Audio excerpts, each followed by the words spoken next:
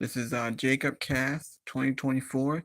About to do my WWE Smackdown review, March 28, 2025.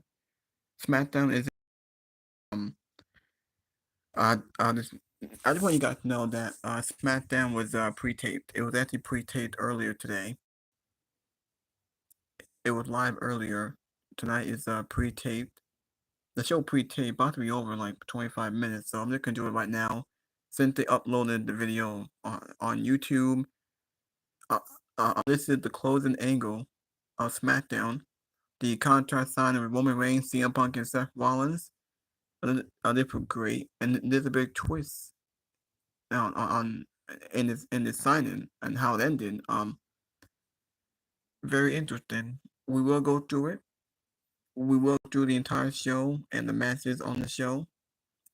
We will talk about what had been teased, what they clearly setting up going into WrestleMania.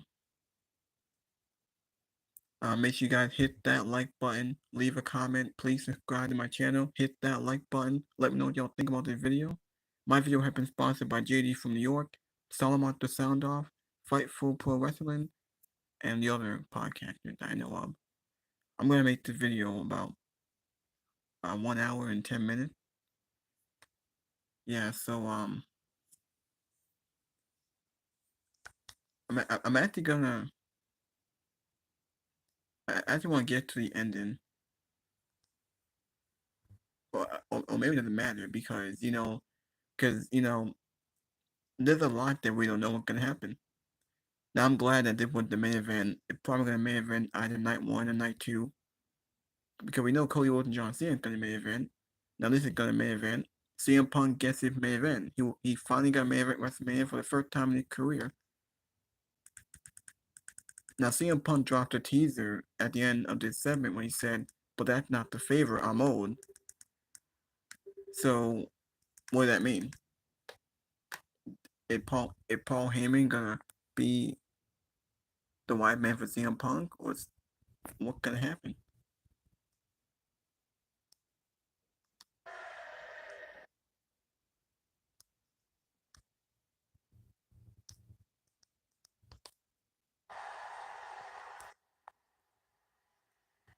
You get to live your dream of all dreams.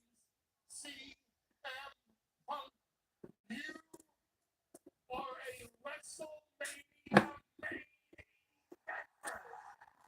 Yep, the main event. Alright, so let me it felt like the way how the show ended, it felt they ended the show like I think 5 minutes before. I think it ended at 10:55. It didn't go off at 11, and I think at 10:55. They what they ended at a cliffhanger. I actually want to show you guys what Punk said here. Thank you so much. Thank you, Roman Reigns, so very much. But because of you, I will see you in the main event of WrestleMania.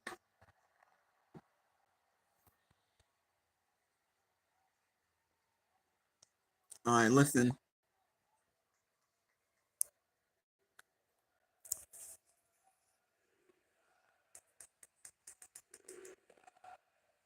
Crowd is awesome tonight. Thank you.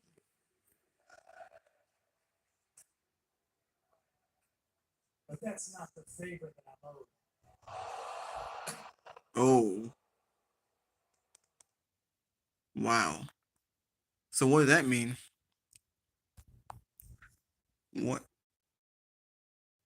did that mean? If that's not the favor, him main eventing WrestleMania for the first time in his life, that had to mean that if Paul Heyman gonna leave Roman Reigns to go with CM Punk, and that's the only thing that I can think of. All right, now let's go into SmackDown. Now this is what we saw on NXT. That was on Tuesday. That was obviously Monday Night Raw. Oh wait, my bad. Hold on. Oh, actually, wait a minute. I actually wanted to go through these as quickly as possible. So Now the Equal Dark matches on Raw, Cody, Punk, and Rey Mysterio against Judgment Day. On the Equal Dark matches, Cody Rhodes and Carla Hayes gives a belt to a fan in Italy. I'm sorry, these are dark matches. Now this is what we got on SmackDown. This is how the show opened up with Randy Orton and Cody Rhodes and Drew McIntyre. The opener was pretty good. It will give him a good amount of time. I think almost 25 minutes. Cody Rhodes, Randy Orton. Randy Orton eyes his set on a 15 championship. So Orton targets Cody Rhodes. He's also teasing a potential match for Cody Rhodes. Drew McIntyre came out teasing he wanted to go after the world title. Drew McIntyre escaped from Randy Orton. We had a segment with Katana Chance and Kid and Carter. They haven't been on TV at all. I think they've been in catering. They haven't been used. But they were in the tag team match with Piper Niven and Alba Fire. Apparently, I think their group name is called The Secret something. I don't know. Kid Carter and Katana Chance versus The Secret Harvest. Alba Fire and Piper Niven and Chelsea Green. That's their faster name. So they have a faster name. They were matching the tires. I think they're setting up Zelina Vega and Carla and Chelsea Green for the US title for the women. Yeah, I think I think Zelina Vega could win the belt. Cause Chelsea Green's not doing anything with it. Or maybe she will take. I don't know. We had a bad day 7 with Miz confront Jimmy Uso. We did see that match, by the way. Jimmy Uso versus The Miz. Obviously, Jimmy got the win. We had a very interesting bad day 7 with Jacob Fatu and Solo and Tama. Jacob Fatu won the US Championship.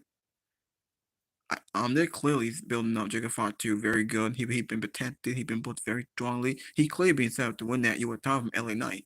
I hope so. Hope it's a one-on-one match because I don't want to see a multi-man match. Solo should not be added. Braun don't not be added. I just want to have a one-on-one match. Hopefully, it's all leading them to win. It's all leading Jacob to win that US title. B-Fab versus Jade Cargill luck against Naomi. A video for the unlikely return of Aleister Black. We don't know when he's showing up, but clearly they're hyping up very, very soon. We got Naomi attack B-Fab Michin before the match against her match with Jade, or I think her match against Charlotte. It might have been. We know that Rey Fenix is coming to WWE next week. So next week on SmackDown, we will see Rey Fenix. A very whatever match. Charlotte Flair beat Michin. We got a bad day 7. It was actually a lot better than last week. Tiffany Stratton promising to walk down WrestleMania at champion. And Priest sent Drew McIntyre through the barricade or something. He had to brawl with Drew McIntyre back days. Naomi sends a very good message to Jade Cargill. Obviously, they're setting up their match here. Randy Orton, Drew McIntyre got the victory thanks to Kevin Owens. He caught Randy Orton the match. And after the match was over, Kevin Owens and Randy Orton, they brawled for a bit. Owens got away. So the match is already official. Owens and Randy Orton. I think they will announce Drew McIntyre and Damian Priest pretty soon. These are pretty good feuds that have been built up very nicely. Like I said, we had Jimmy Uso beat The Miz. We had Pretty Deadly, or should I say Pretty Dead. Again, the Street Profits retain here in an okay match, though decent. I don't know where they're going into WrestleMania. I don't think they'll be on WrestleMania because they don't have a big feud or a big match, so they might not be on WrestleMania. LA Knight defending the US title against Braun Strowman. Like I said, the match was whatever, decent. And then in the DQ, Jacob Fatu got involved and attacked Braun Strowman. He did the small drop on the announce table. He went after LA Knight. Jacob Fatu needed to win that US title. Braun Strowman's not winning it. LA Knight is a transitional champion. He hasn't done much with it. He should definitely drop it to Jacob Fatu. And here we main event the segment. Roman Reigns, Rollins, and Punk. Roman Reigns at London to acknowledge him. I thought the crowd was awesome. London is the best crowd in Europe. I thought it was very, very good. Crowd was awesome. When Reigns was over, the crowd was singing along to Reigns' theme song. They were singing Roman Reigns, they sung Seth Rollins' theme song, and they also sang CM Punk's theme song. Alright. Mostly Machine Gun said they are the rightful contenders. Randy Orton vowed to punch Kevin Owens' head through the roof. Jigsaw 2 will gain gold with or without Solo Sikoa. So the team are split. I think we are setting up Jigsaw 2 to turn on Solo. I think they're definitely doing that. Damian Priest with a choke slam to the announce table on Drew McIntyre. The power driver first hit the punt. Street Profit go about their victory. Drew McIntyre attends his first UFC fight night.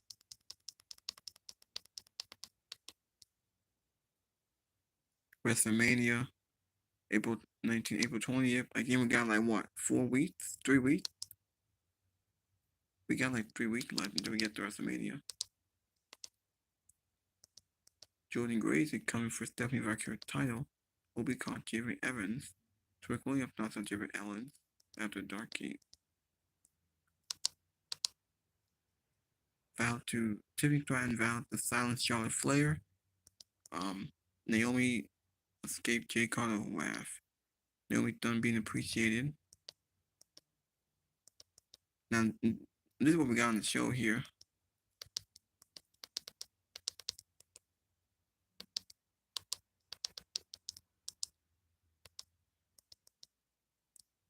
Kevin Owens helped Drew defeat Randy Orton. Alright.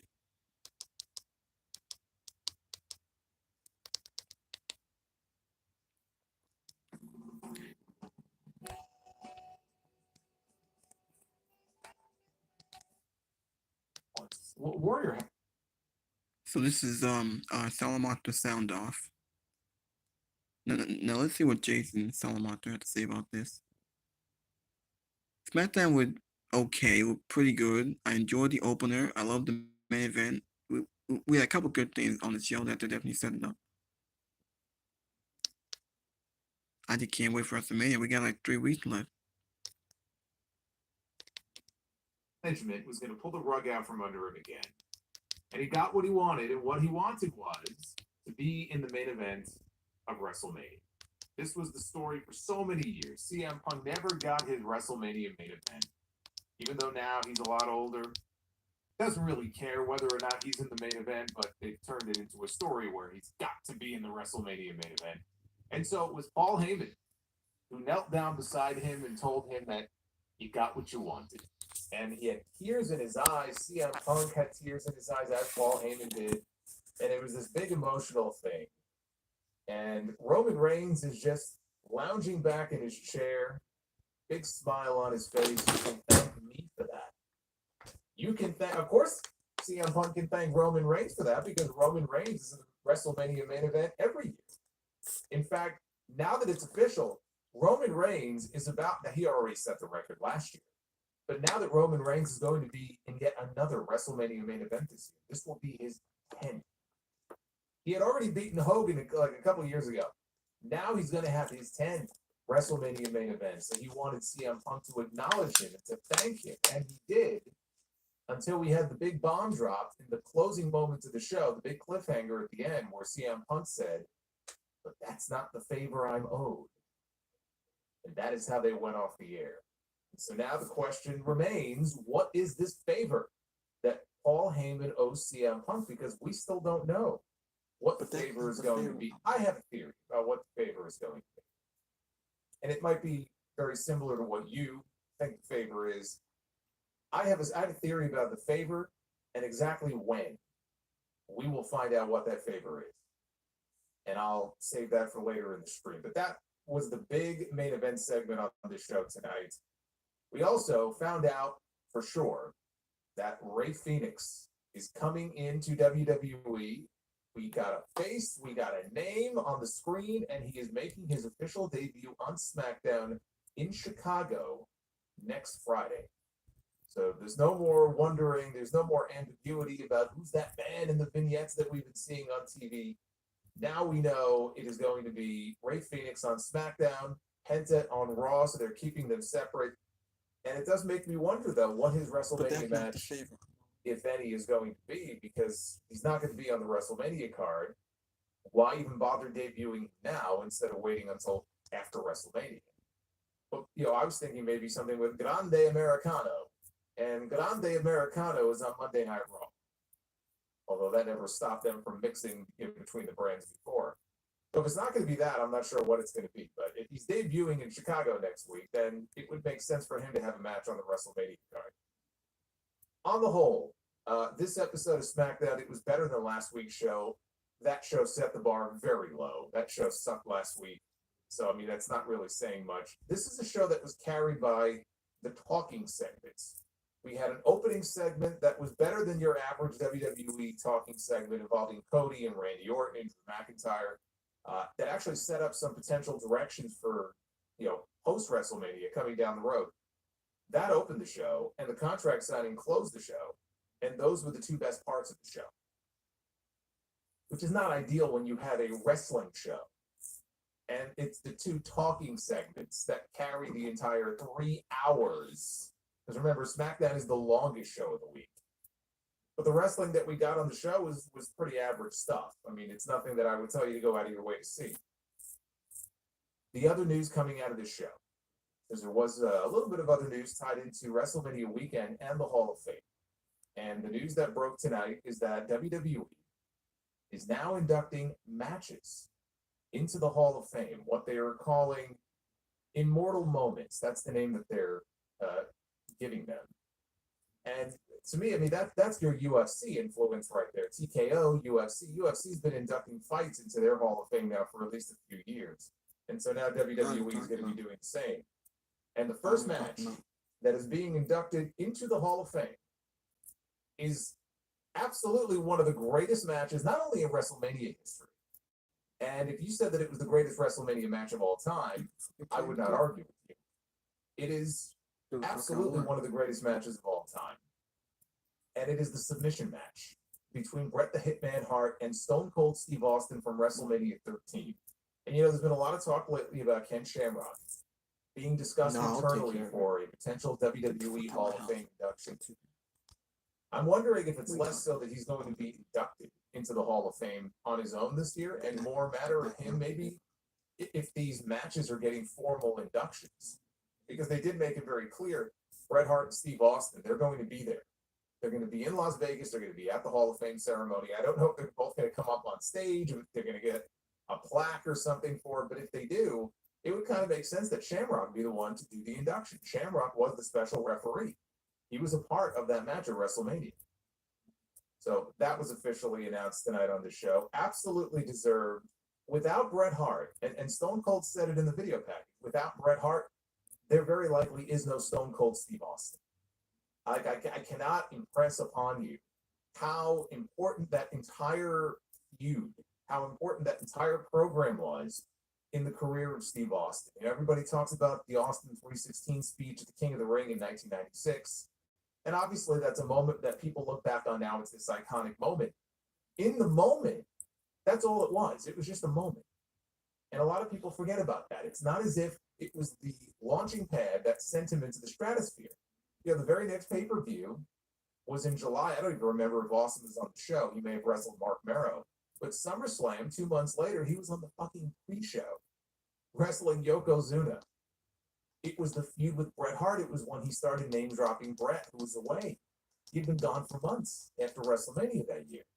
And he was calling him out. And so when Bret came back, they had that great match at Madison Square Garden at Survivor Series.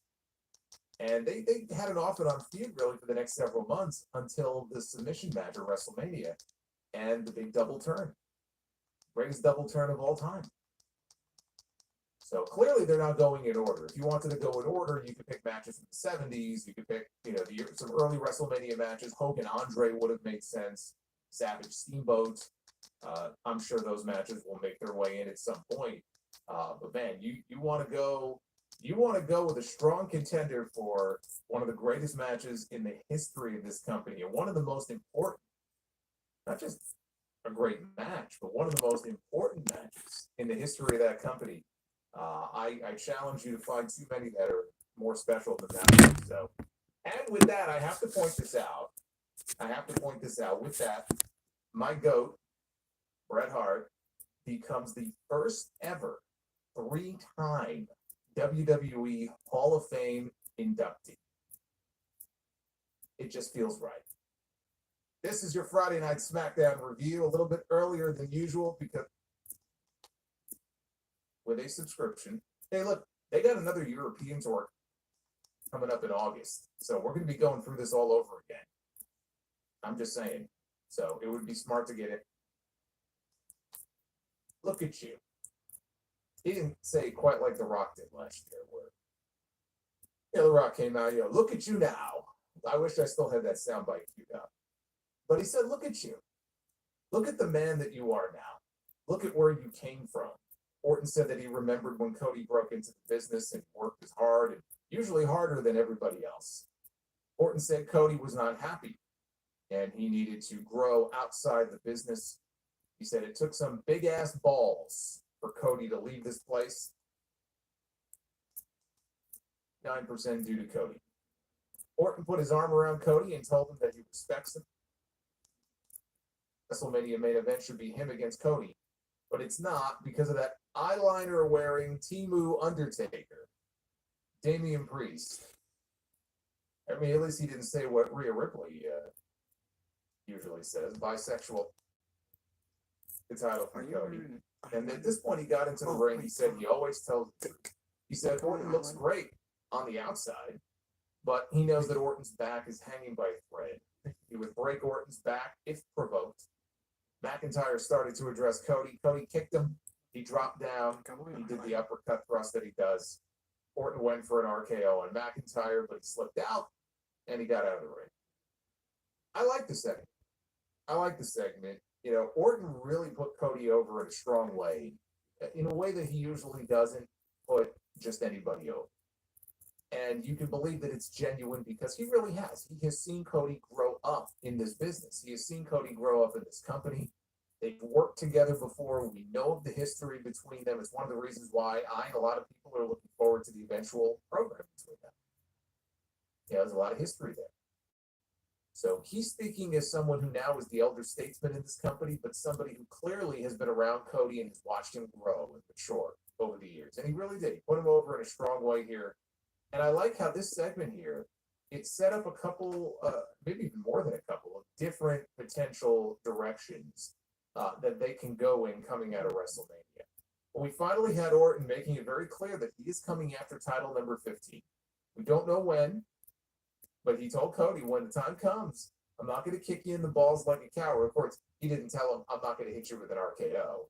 He just said, I'm not going to kick you in the balls like John Cena did. But I'm going to tell you to your face.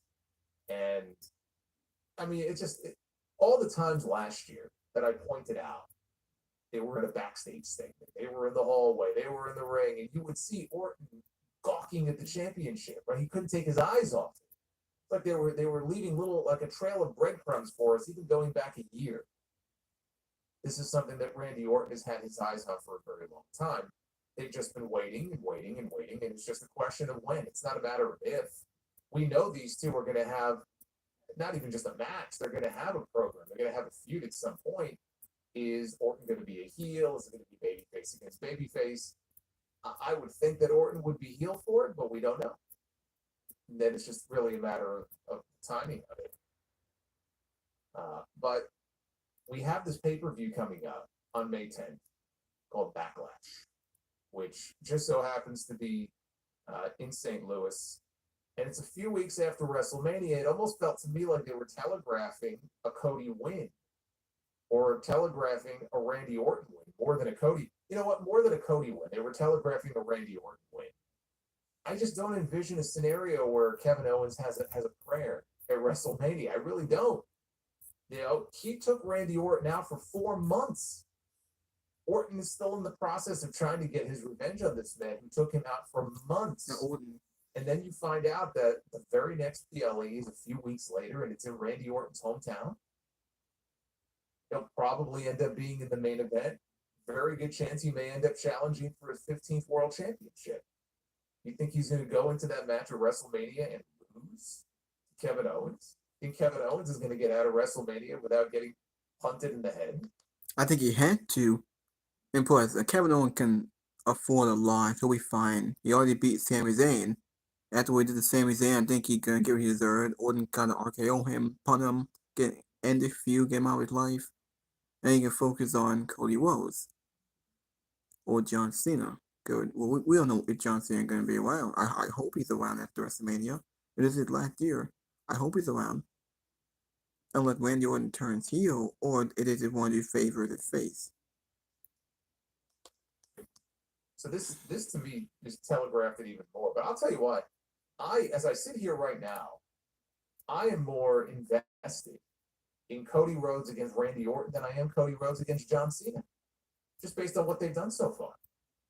John Cena is not feuding with Cody Rhodes so much as he is feuding with the fans. This is exactly what I said on Monday night. Everything that John Cena has said on the microphone so far in these last 2 weeks has been a message to the fans, how they've wronged him, how they've taken advantage of him, how they've abused him and taken him for granted. And now his mission is to throw it right back in their face. I'm going to ruin wrestling. Not just for everybody in the wrestlers, but for all of you specifically. I'm going to win that championship, and I'm going to take it home, and I'm going to retire, and I'm going to be the last real world champion. But it's all about the fans and throwing it back at them.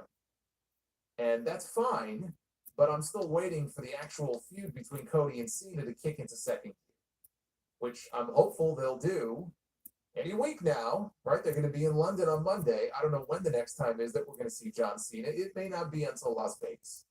They don't have a lot of time left to really heat this thing up, I think, in the way it needs to be heated up. The idea of Cody Rhodes and Randy Orton, there's a history there. And I look at that and I say, you know what? I find myself more excited for that than I do Cody and John Cena. And that could change. I hope it does. Still got a few weeks left to go. I hope that changes, but that's not the way that I'm feeling right now. You know, they could have Orton challenge either of them for the championship in St. Louis. It could be Cody. It could be John Cena. It works either way. Either way, I see him in the main event on that show. I mean, how could he not be? We have the Street Profits defending the WWE Tag Team titles against Pretty Deadly. They saved the Pretty Deadly title match that they earned, or as she is calling it, her secret. Solo told them, you better lower your tone when you're talking.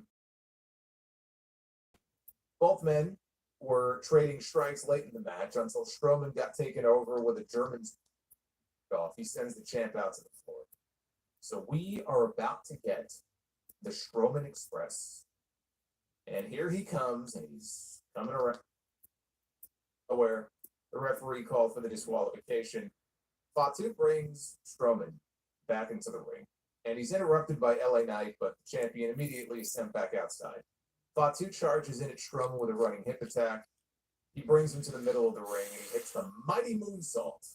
And the crowd is chanting one more time because, again, they're so concerned about Braun Strowman. So they chant one more time, and he obliges. And Jacob goes up. He hits a second mighty moonsault before leaving. So let's stop here for a second. The match itself was pretty much what I expected it to be, which was just the setup for what I figured would be bloodline interference. We got Jacob Fatu. There was no Solo Sikoa. There was no Tama Tonga yet.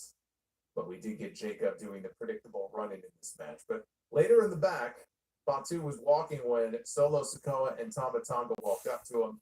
Solo was very upset about Fatu going out there and doing what he did all by himself and not telling them. And Fatu said, I don't need to tell anybody anything. Solo told him, you better lower your tone when you're talking to me and Tama. So Fatu calmed down a little bit, and he told them that he's going to be the last man standing when it comes to his feud with Braun Strowman. And Fatu said that he would bring the U.S. title back to the family, and he added that he would do it with them. And he looked at Tama Tonga when he said that. And then he looked at Solo Sikoa, and he said, or without them. And he walked off. Nothing was officially announced. I mean, it sounds like we're getting a last man standing match on TV between Braun Strowman and Solos and Jacob Fatu. Last week I said this really is looking like either a 3-way or a 4-way match for the United States Championship. Here I could see Solo, getting involved maybe in some way, but I could see the last man standing match itself happening on TV. Jacob wins, and we get a one-on-one. I hope it's a one-on-one because if you're doing Braun Strowman and Jacob Fatu a last man standing, Jacob Fatu has to win. You need to win immediately. There's no reason to put Braun Strowman in the U.S. title picture. We don't need Braun Strowman at WrestleMania. We don't need We don't need another multi-man match. Keep it one-on-one with Jacob Fatu and LA Knight, and Jacob Fatu win that goddamn title. They need to put Jacob Fatu, and then we see what happens next. I much rather want to see that. We don't need multi-man matches, by the way. I don't see Solo get involved. And I'm kind of worried, though, who's going to win that match. We got a one-on-one instead of multi-man mania at this WrestleMania, which feels like we already have that. We don't need it. We have 2 triple threat matches. We don't need another one. We get a one-on-one U.S. title match. We get LA Knight. We get Jacob Fatu. And you could do whatever you want to do there as far as having Solo Sikoa get involved in Tama Tonga. It backfires, right? And Jacob Fatu, he only loses because of bloodline interference. Does not work out to his advantage. That will then help get you to where you are going with Jacob Fatu and Solo Sikoa. And there's your backlash match. See, that's what makes sense to me. Absolutely, though, I could see them wanting to have everybody involved, and we get a fatal 4-way, or we get a triple threat match. If they want to get Solo Sikoa in the match, they can get him in the match. There's no need for him to be involved in the actual match, whatever match it ends up being. But I say, get this last man standing match done on TV. You have Solo Sikoa, I keep saying Solo. You have Jacob Fatu, because they're so much alike. You have Jacob Fatu win, and do it one-on-one. Let him earn a United States Championship match at WrestleMania. Shoot the angle with the bloodline there. Keep the belt on LA Knight, and just go from there. And what Braun Strowman does, I don't know. Throw him in the Andre Battle Royal on SmackDown. I know, right? I mean, who cares about Braun Strowman? Braun Strowman's not as over as he was all those years ago. He's not special anymore. We don't need Braun Strowman. He doesn't need to be U.S. champion. Give it to Jacob Fatu. Hopefully, that's going to be a one-on-one match. We don't need all these multi-man matches. It's lazy. It's just your way to get everyone on the show. Braun Strowman don't need to be in WrestleMania. I don't think we need Solo in the match. What? He's not winning it. No one believes in Solo. People believe in Jacob Fatu. Jacob Fatu had been getting over. The crowd was behind him tonight. They were chanting Fatu. They want people want to see the guy succeed and be pushed. I hope he wins that title. LA Knight's not doing anything with it, so he needs to drop that title immediately. But not, all these matches have to be multi-man mania. We're just talking about the Intercontinental title on Monday night and what looks like we may be getting there, which is a fatal 4-way. Right? I mean, it looks like we're looking at Braun Breaker and Finn Balor and Dominic Mysterio and Penta potentially being involved in that as well, because certainly he got screwed out of the championship in that main event on Monday night. How many multi-person matches do we need? We don't need. I much rather for a one-on-one. It's just fucking lazy. It's your way to get on the show. Braun Strowman to be in WrestleMania. I do a one-on-one match and have Jacob Fatu win that goddamn title. And that's it. There's only 2 multi-man matches. We already have 2 triple threat matches. We got Roman, Punk, and Rollins. We got possibly Bianca, Rhea, and Io. That's it. Those would be the only 3 triple threat matches. We don't need any more. So I said a few weeks ago, I said the way things are shaping up, and this is before anything was officially announced, I'm like, this is giving me WrestleMania 2000 vibes here. Almost every single match on that show was some sort of multi-person match, except I think one. I think there may have been a match between the Cat and Terry Runnels, and that's about it. Like, everything else was multi-person matches. By the way, speaking of which, if you missed it on the WWE Vault channel on YouTube, this morning they uploaded a 30-minute behind-the-scenes video from WrestleMania 2000. Really from that weekend, not just the event itself.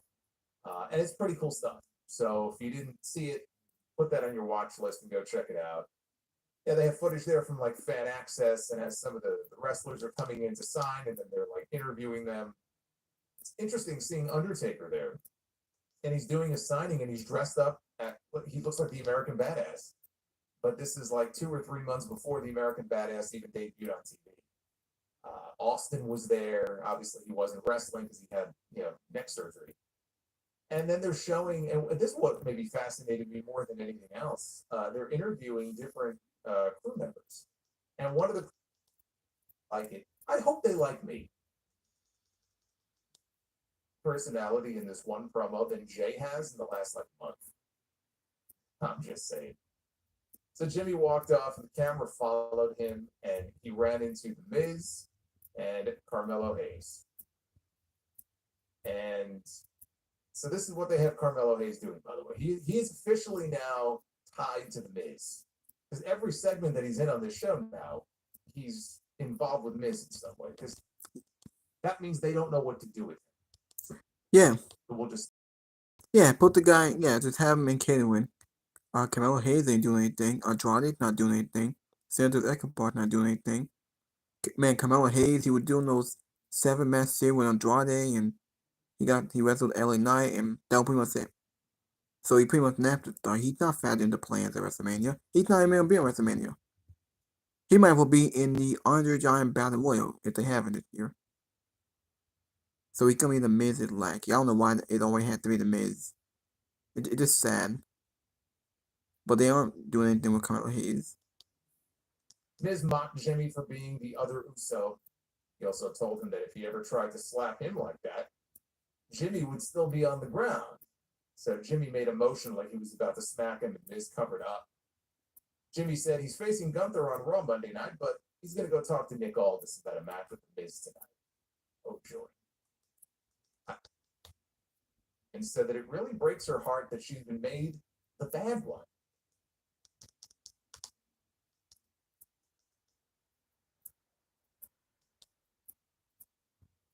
Got a friend who can't give up.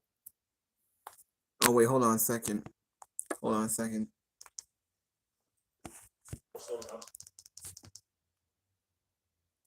With one. Hold on a second.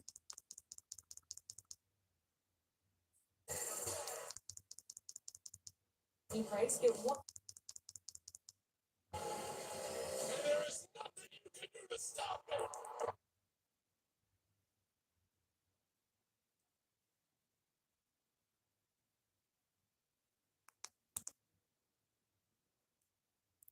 Is there more that they're announcing?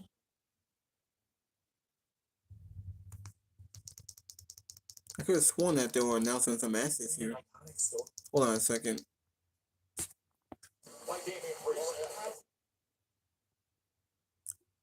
I was hoping that they announced like some matches for next week. Next week they're in Chicago.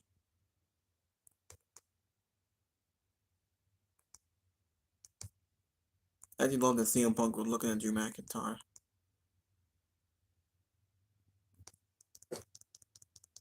Alright, so I looked at you. Something here. I'm frustrated. well, it doesn't look like that they announced any matches. To live. Anything more to me. Thank you. No. Thank you.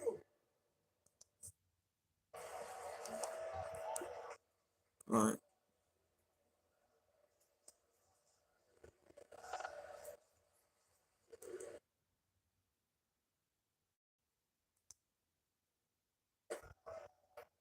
But that's not the favor that I'm owed.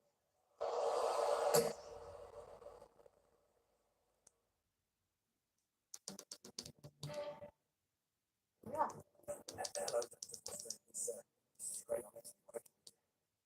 Alright.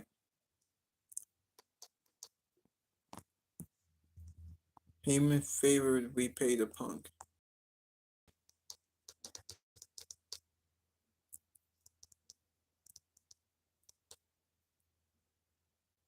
I decided to partner with Hero to try and test their newest products. Hero's manufactured for tight eyes. Oh wait, it's already on. What they did was correct a lot of what they did last week, which was a nothing burger. And we got a very emotional and memorable segment between all three guys, especially with what we've been given this year going into WrestleMania. Rollins is upset at Reigns for a multitude of reasons. Rollins is also upset at Reigns because he just let CM Punk walk right back in, as he said tonight. You let him enter the garden, and he's nothing more than a snake. Roman Reigns is coming off like he's just there to have a good time. He doesn't really take it seriously. He doesn't take Rollins all that seriously. Roman thinks he's got everything in the bag. And I don't know if that is going to be the case going into WrestleMania. He certainly doesn't have anything in the bag. You got Rollins, who's being fueled by hatred for CM Punk. And obviously Rollins hasn't forgotten what Roman did to the WWE over the last 4 years, where he had to step in and be Cody's shield. So you know he's running on hatred not only for CM Punk, but whatever is left over remaining from last year's WrestleMania. Punk doesn't like Rollins. The hunger of Punk to main event of WrestleMania, his first ever, you know he's going to come out swinging. And Roman Reigns is just slouched in his chair, wanting people to acknowledge him because he is the tribal chief. He's got his Ulafala back. He is slowly regaining all of his power. Which one are you going with at WrestleMania? I'm going with the hungry guy who just finally got his main event for the first time in his career. That's who I'm going with. Rollins and Reigns can figure their shit out after WrestleMania. So we'll talk about all that, what they said, how it went off, the emotional moment between Heyman and Punk, which actually left me wanting to discharge some salty substance from my eyes. It was very cool to see them embrace and make that announcement together. But it doesn't come without any bickering, complaining, and bitching from the IWC, because a lot of people don't seem to understand why this match is main eventing WrestleMania over, say, another triple threat match that WWE is leaning into, which I'm assuming will get announced in the coming weeks between Io Sky, Rhea Ripley, and Bianca Belair. Oh, how come these guys are main eventing WrestleMania? There's no championship on the line. But here we have these ladies. Why are they not main eventing WrestleMania? I'm sorry, did either one of them win the Royal Rumble? Did Io win the Royal Rumble? Did Rhea Ripley win the Royal Rumble? Did Bianca Belair win the Royal Rumble? I don't know what the bickering and complaining is all about. Jey Uso won the Royal Rumble. He's not main eventing WrestleMania.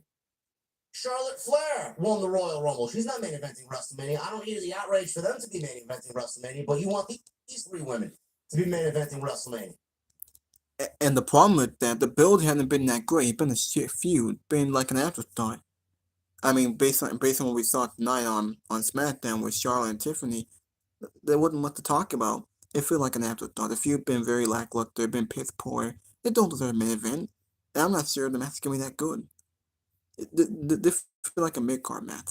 Same thing with, and based on what we're seeing on Monday Night Raw, with the same old shit, with the same brawl, and Jey Uso wrestling A-Town Down Under, Gunther going after Alpha Academy, and how they included Jimmy to try to heat this up, make it better, but it's not enough.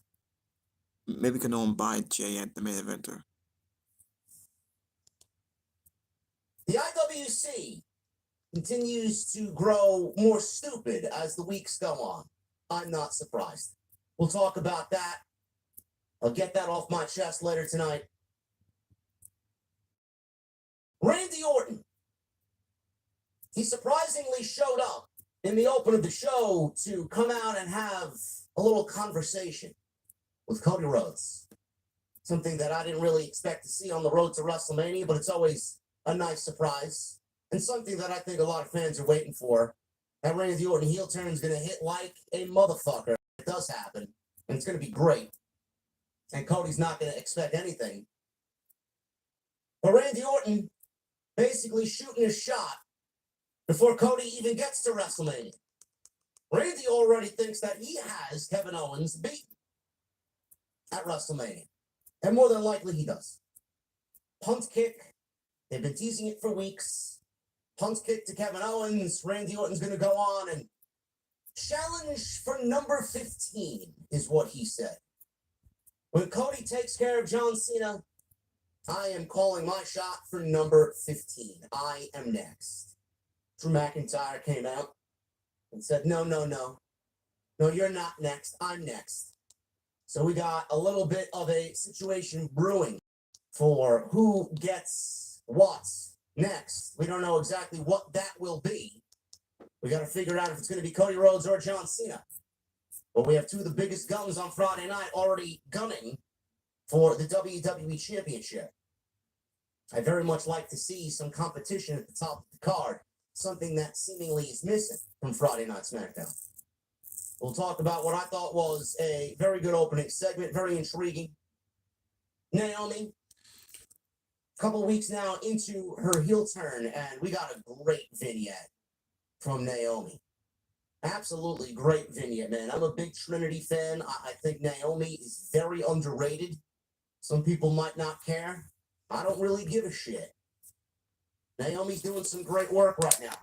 Yeah, she is. And that vignette that we got tonight, that sit-down promo, that was a very promising look into Naomi's heel turn and heel run on Friday Night SmackDown. We'll talk about that. Jacob Fatu. He wants the United States Championship.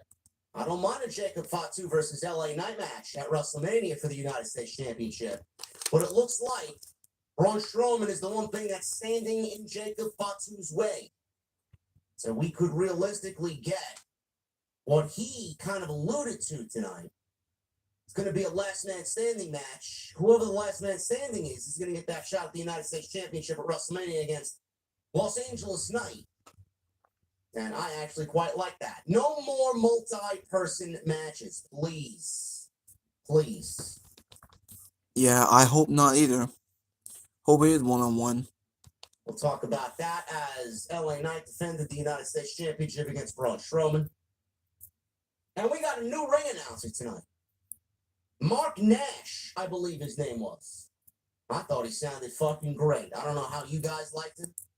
I don't know if you even noticed. But I thought the new ring announcer on Friday Night SmackDown that replaced Lillian Garcia knocked it out of the park tonight, man. Really great voice, great sports presentation. And I'm already loving what they're doing with that aspect on Friday Night SmackDown, man. We'll get into what I thought was a decent show tonight. Not everything was great. There were a couple of down points on this show, but it's Friday Night SmackDown. Nobody should be surprised. But we'll talk in depth and have a good conversation on the biggest talking points of Friday Night SmackDown, because a lot of what happened in that main event segment, a lot of what happened in that opening segment really sets the tone for what is going to happen after WrestleMania. So we will definitely get into all that tonight right here on Off the Scripts. I appreciate you guys showing up tonight. Monday Night Raw.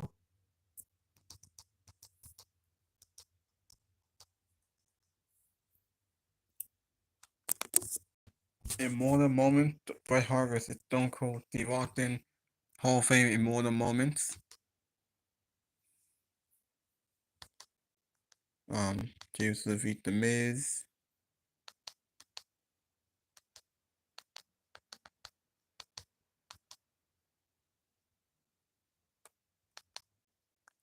Denise Salcedo.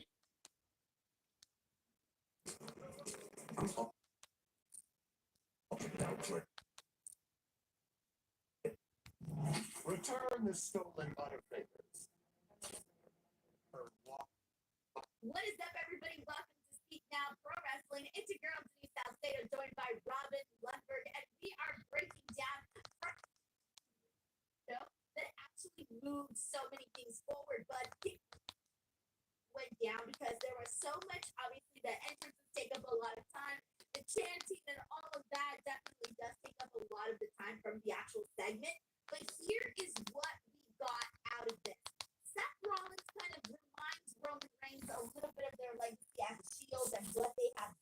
and what they have done in this business. Of course, some jabs from Roman to Seth, from Seth to Roman.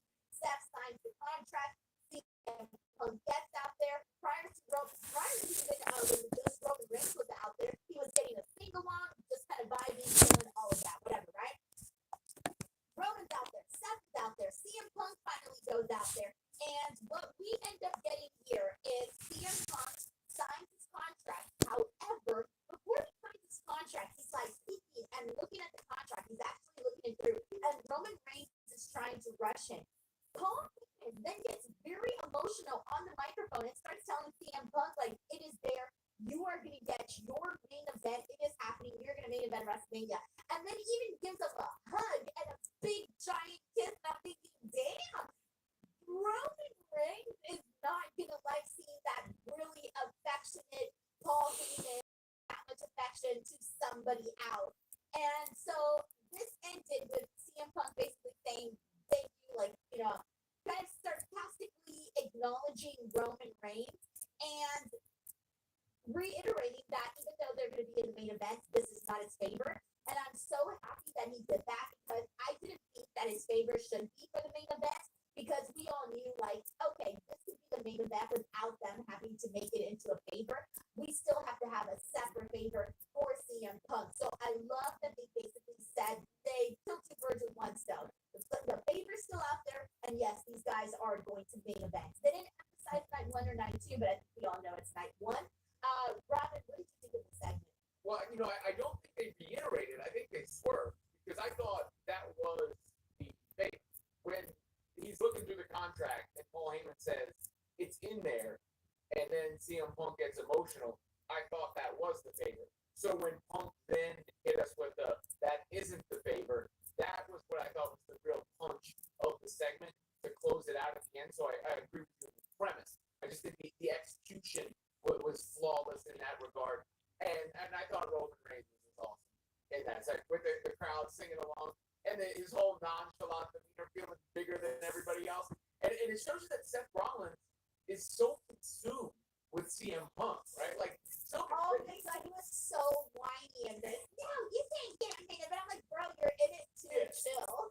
That's he's angry about main eventing WrestleMania himself. That's how consumed with rage he is about CM. It's like, no, like, do not do this, which is not something that you see from Paul Heyman. So that was another thing that was subtle, but also loud enough for us to pick up on. What did you think of that?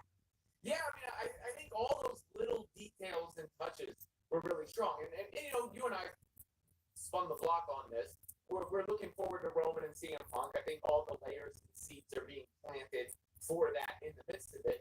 But I like, Seth Rollins' involvement I thought was strong too because of what we just talked about and the beginning of the promo referencing the Shield. But again, Roman cooked him, basically saying, I'm the one who elevated everybody else. Yeah, you were in the group. Cool, that's good. That's and then he basically said, like, since then, I'm the one who made WWE as hot as it is. I'm the reason that they're on Netflix. And I'm like, damn, Roman, you're not holding back. Which, obviously Roman Reigns' trajectory has, just gone, sky high, right? It's totally different careers there. But still, like you said, Roman Reigns came back and he fired. And that's what I wanted to see too. Like, I want to see that firing back and forth. I still want to see that from Roman and Punk though. We still haven't had enough of that little, jabbing back and forth exchange. But that's to come. Again, that's it's a slow burn there because that's part of Paul Heyman saying, or CM Punk saying that wasn't the favor from Paul Heyman. Because we know that friction is on the way. So that's your anticipation getting rolling. But first we've got this triple threat match, and we got a couple more weeks for us. So there will be some back and forth between Punk and Roman in route. But I think a lot of that is going to come beyond WrestleMania when we get to that eventual future. And this is more on like the production side of it. Like this is last week and this week, the CM Punk Roman Reigns Seth Rollins bit of the show is the thing that we've been most looking forward to, right? Like that's the hottest thing of the show. It's the thing we're most looking forward to. What I've noticed is that Smackdown is ending sooner on these segments, and I don't know if you caught this, but probably 6 minutes before the end of the hour, they started playing the end credits before we even got to the end. We still got like 3 more minutes of the show. After the end credits had already played on the screen, and I'm wondering like if that was accidental, if that was done on purpose. I almost worried that they were gonna just like abruptly end the show, but it was weird because you still have time until you hit to that third hour. So I've been feeling like they have been trimming down. I've been feeling like because I know I'm joining this. So as soon as like that those words hit is usually when I close up shop in one room and head to the other room. But I'll say I'd have to watch the product because we've been watching in the middle of the afternoon on a lot. Monday we gotta have a moment of silence for justify all of this and this whole story. Robin, is there anything besides Paul Heyman aligning with CM Punk that you think can be the favorite? Yeah, it's strange because just him aligning what is the favorite. You now become my wise man, right? Like, is it that? That almost feels too on the nose. I feel like it has to be something that can lead Less to that. obvious? Yeah. Well, something that may lead to that, but isn't just like, yes, you're now on my team rather than Roman's. It has to be something else. It can't just be the main event because you can justify it a different way, which they did, and I love the way they executed it. Basically saying like, here, this is you getting your main event. It's happening. Thank you, Sandy. We got Nate here who says CM Punk smirking at Drew being smashed through the real glass windshield was cinema. Oh yes, that was a so. Read in between the lines, kind of moment. There, yeah, words with Cody Rhodes and Randy Orton. We'll circle back to that. However, later on in the night, this led to a match between Randy Orton and Drew McIntyre, at which we saw Kevin Owens come out and distract Randy Orton, so Drew McIntyre was able to hit him with a Claymore and get the win for the actual matchup. And during this, I kept asking people on my watch log, where the hell is Damian Priest? I would have thought Damian Priest was also signing. He walked past the Drew McIntyre Between Drew and Damian Priest. So I'm expecting the action. The matches that I'm most excited for at WrestleMania. Like it's starting to climb up there for me in terms of probably even surpass me. But he gets right to the point. He's like, I love you, I respect you, I'm proud of you, but I do want to let you know that, hey, coming off of WrestleMania when you defend John Cena, I'm gonna come for that 15th world title. Like I'm going to seek you out and seek out your championship belt. So pretty straightforward. I love this promo from Randy because I thought he made some really great points and really put over Cody Rhodes and his accomplishments and ran down so much of what Cody Rhodes has done since he came back to WWE. I thought that was great. However, when Drew McIntyre came out, Robin, I was like, yes, this is the guy. Like, here's where we're going to get the sparks in this promo. And Drew basically called out Randy and said, why are you going to get a title shot? Like, you haven't done squat. You were gone for several months. People are talking more about my 5-minute little victory than they are about your comeback. And I thought, damn, he ain't totally wrong here. And he was just bringing up point after point the way that he normally does. And made fun of Damian Priest, calling him Timo Undertaker, which is something that I was also waiting for.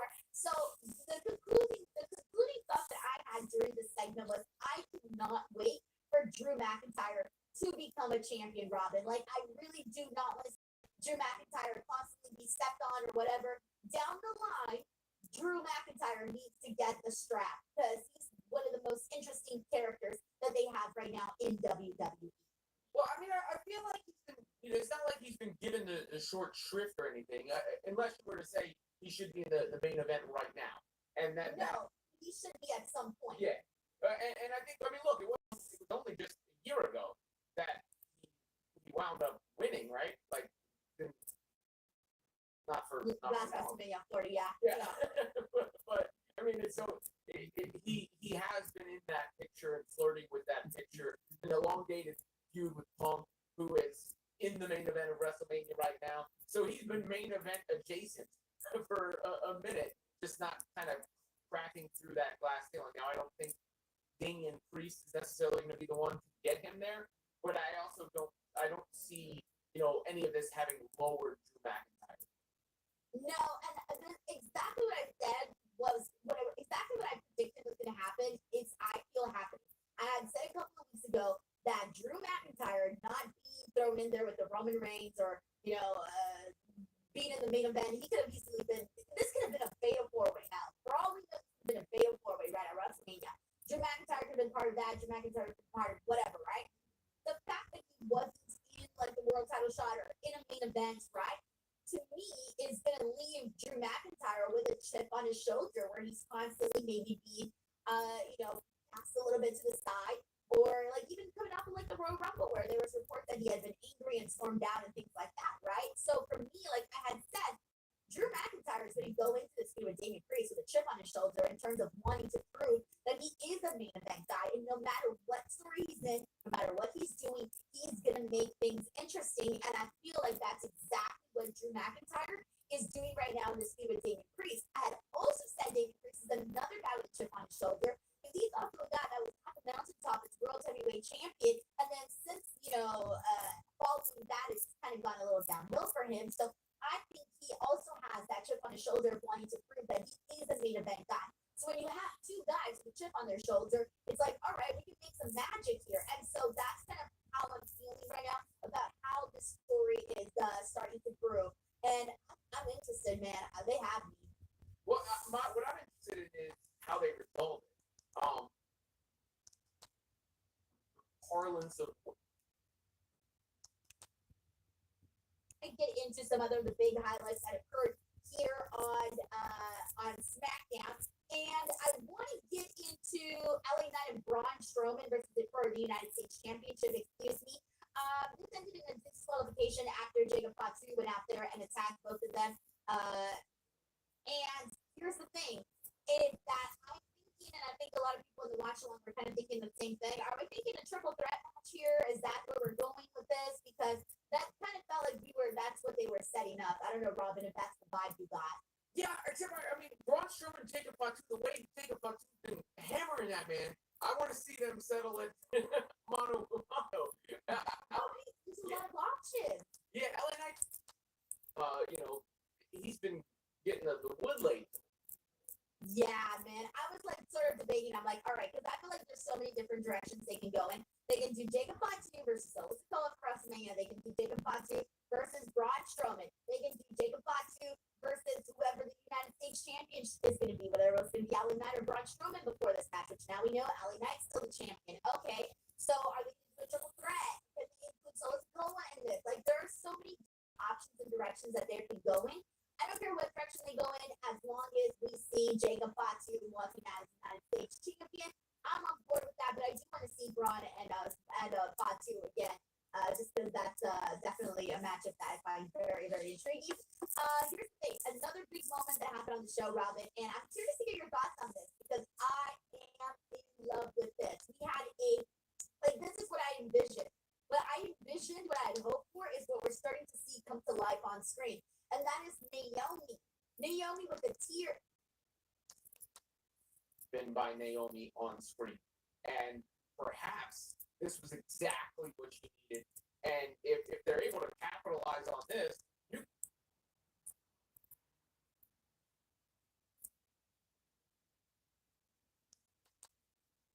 doing here, man. He's like,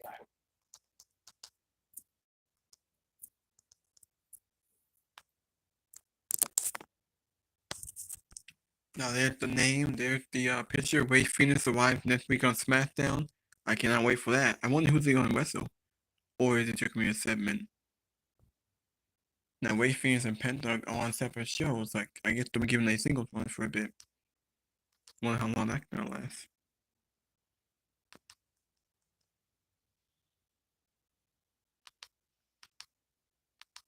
Alright, well,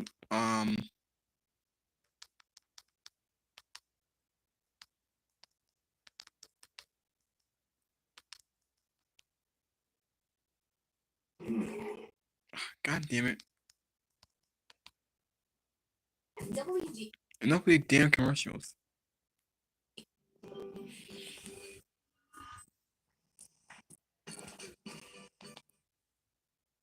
Take the WWE Championship into a feud with CM Punk for the summer. That's what I personally am hoping for. We'll talk about Punk a little bit later, as he did sign a contract to main event night 1. John Cena as the WWE Champion against CM Punk. Money in the Bank, SummerSlam, whatever it may be. I do think that's the money match this summer. I'm not even sure if they will. I think the money match is CM Punk and Roman Reigns for the summer. In John Cena's last year, roles are reversed. Summer of Punk 25 against John Cena. Sign me up. That's the vision I have. That's the picture I want painted. John Cena winning at WrestleMania. Next in line is CM Punk. And did CM Punk win at SummerSlam or John Cena win?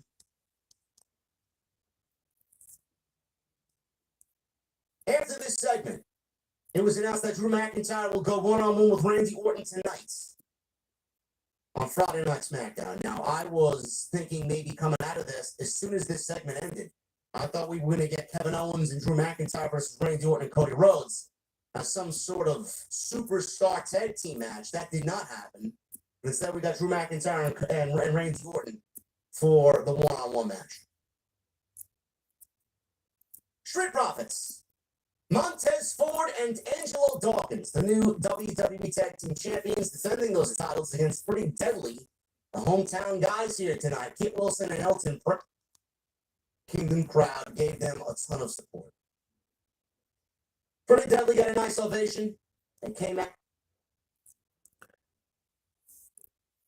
Well, I think I talked about everything. I think I will end the video in a couple of minutes. I'm pretty sure I talked about everything. I talked about Smackdown. I probably should have showed AEW. It was just a dynasty of Life with Television. Swercom Monthly at the Forever Dynasty. The WWE announced the Slammy Awards and Breakout Star. Yeah, so the Slammy Award will be for it will be at WrestleMania. I think it might be on the WrestleMania kickoff or something. I think they'll have that.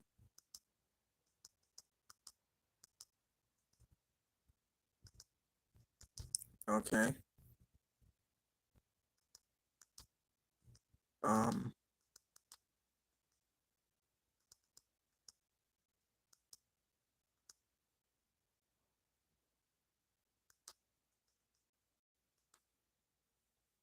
Music in WWE, period, is garbage. Yet here we are, and it still remains unchanged. What are you doing to rectify what is obviously a fucking problem?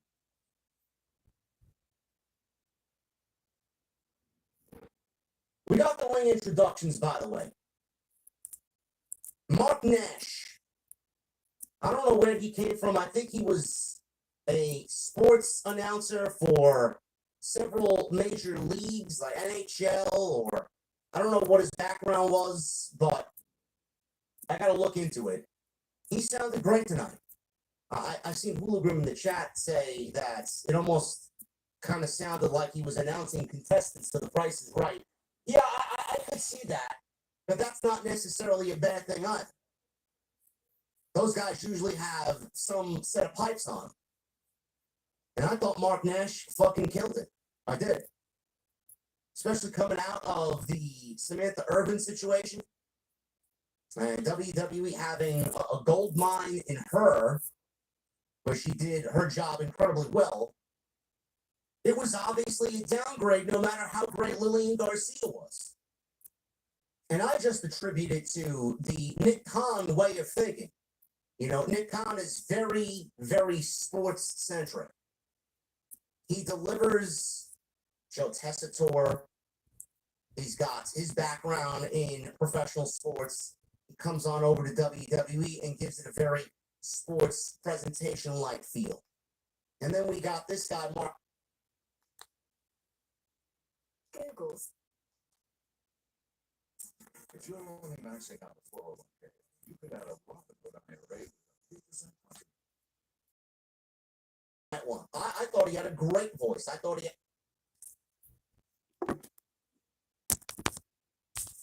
Well, I might as well just stop the video. Until next time, hit that like button, leave a comment, please subscribe to my channel. Thank you for watching, thank you for all the support.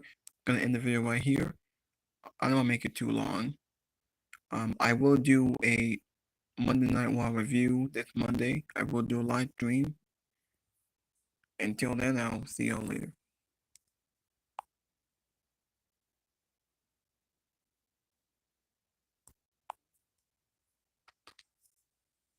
And Dawkins lifting.